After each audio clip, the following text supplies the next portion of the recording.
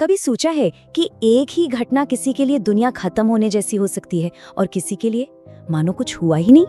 आज हम एक ऐसी ही कहानी सुनेंगे जो हमारे दुख के पीछे छिपे एक बहुत ही हैरान करने वाले सच को उजागर करती है। किसी ने क्या खूब कहा है, जो खोया उसका गम नहीं, जो पाया वो किसी से कम नहीं। सुनने में ये लाइन कितनी सुकून देती है ना? पर सच सच बताएं, क्या हम असल जिंदगी में ऐसा सोच पाते हैं? शायद नहीं। तो फिर सवाल ये उठता है कि हमारी जो चिंताएं हैं, हमारे जो दुख हैं, उनकी असली जड़ आखिर है क्या? क्या ये कोई घटना है, कोई इंसान है, या फिर कुछ और ही है? चलिए इस सवाल का जवाब एक कहानी में ढूंढते हैं। तो ये कहानी है एक बिजनेसमैन की, जो एक लंबी विदेश यात्रा से अपने घर लौट रहे थे। उन्हें बिल्कुल भी अंदाजा नहीं था कि घर पर उनका क्या इंतजार कर रहा है। सोचिए, वो एयरपोर्ट से टैक्सी में बैठे हैं, मन में परिवार से मिलने की खुशी है और शरीर में सफर की थकान। सब कुछ एकदम नॉर्मल था, लेकिन जैसे ही टैक्सी उनकी कॉलोनी में मुड़ी, उन्हें दूर से आसमान में धुआं उठता हुआ दिखा। दिल में एक अजीब सी घबराहट होने लगी, कुछ तो गड़बड़ थी। और फिर वो खौफनाक मंजर उनकी आंखों के सामने था। वो उन्हीं का घर था, धू धू करके जल रहा था। आग की ऊंची ऊंची लपटें सब कुछ निगल रही थी।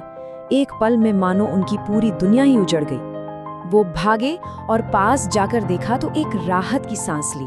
उनका पूरा परिवार घर के बाहर सुरक्षित खड़ा था। लेकिन दूसरी ही तरफ उनकी आंखों के ठीक सामने उनकी जिंदगी भर की मेहनत, उनका एक एक सपना, सब कुछ जलकर राख हो रहा था। वो वहीं जमीन पर बैठ गए और फूट फूट कर रोने लगे।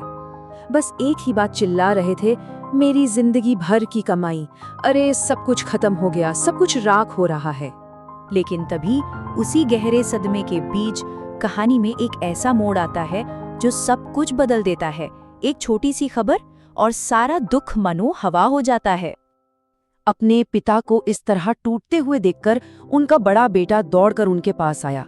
उसे लगा कि कहीं इस सदमे से पिताजी को कुछ हो न जाए। उसने उनके कंधे पर हाथ रखा और बोला, पिताजी शांत हो जाइए, 1 मिनट मेरी बात सुनिए। जब आप बाहर गए हुए थे ना, हमने ये मकान बहुत अच्छे दाम में बेच दिया था। और ये सुनते ही कमाल हो गया। एक पल में उस आदमी ने रोना बंद कर दिया। आंसू सूख गए और वो अब दुखी नहीं, बल्कि एक तमाशा देखने वाले की तरह उस जलते हुए घर को देखने लगा। जरा इस बात पर गौर कीजिए, घर वही था, आग भी वही थी, कुछ भी नहीं बदला था सिवाय एक एहसास के, ये मेरा है वाला एहसास। जैसे ही ये एहसास खत्म हुआ, दुख भी गायब हो गया। अब वो आदमी एकदम शांत खड़ा था, शायद सोच रहा था कि चलो नुकसान तो नए मालिक का हुआ। लेकिन तभी कहानी में एक और ट्विस्ट आया। उनका छोटा बेटा घबराता हुआ वहां पहुंचा और हांफते हुए बोला, पापा सौदा तो हो गया है, लेकिन हमें अभी तक पैसे नहीं मिले हैं। मतलब टेक्निकली अभी भी हम ही इसके मालिक हैं। और बस ये सुनना था कि वो आदमी पहले से भी ज्यादा जोर जोर से छाती पीट कर रोने लगा। दुख, चिंता, सदमा सब कुछ वापस आ गया, बल्कि पहले से भी कई गुना ज्यादा ताकत के साथ। तो आखिर ये हो क्या रहा था? घर वही, आग वही, पर दुख एक पल में आया, गया और फिर वापस आ गया। ये कहानी हमें साफ साफ दिखाती है कि हमारे दुख की असली जड़ कोई बाहरी चीज नहीं है, बल्कि हमारे अंदर का एक एहसास है, और वो है लगाव। इसे आसक्ति या अटैचमेंट भी कहते हैं। किसी भी चीज या इंसान के प्रति ये मेरा है का जो गहरा एहसास होता है ना, वही आसक्ति है। और यही वो भावना है जो किसी चीज के मिलने पर हमें खुशी देती है और उसके खो जाने पर हमें तोड़कर रख देती है। तो मतलब साफ है, असली समस्या आग या जलता हुआ घर नहीं था। दुख का असली कारण तो वो एक छोटा सा शब्द था, मेरा, मेरा घर। इसी एक एहसास ने उस आदमी के सारे रिएक्शन को पूरी तरह से बदल कर रख दिया।